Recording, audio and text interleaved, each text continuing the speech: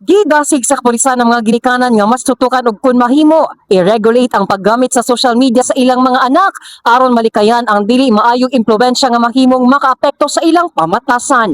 Matod pa ni Police Major Maria Teresita Gaspan, ang tigpamaaba sa Davao City Police Office kundi CPO, kun mahimo angay usab nga adunay ordinansa nga magtakda sa minimum nga edad sa paggamit sa social media tungod dako ang impluwensya niini sa pangunahon na o pamatasan sa mga bata. Siguro pwede tayong makarekomenda o local ordinance no, nga ma-regulate ang paggamit sa social media or na edad na karon sa pwede, di ba?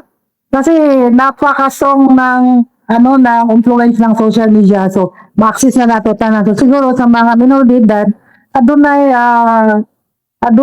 local ordinance nga nag-limit, no, nag-regulate sa paggamit nila.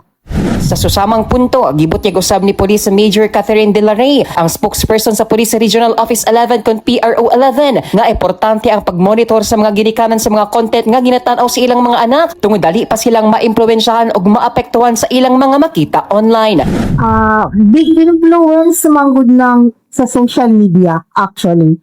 Very big influence sa kabataan ang ilang makita sa social media. Munang importante sa ginikanan na mamonitor gani nila kung unsa ang mga ginatan-aw sa ilahang mga anak o kung unsang effect ani.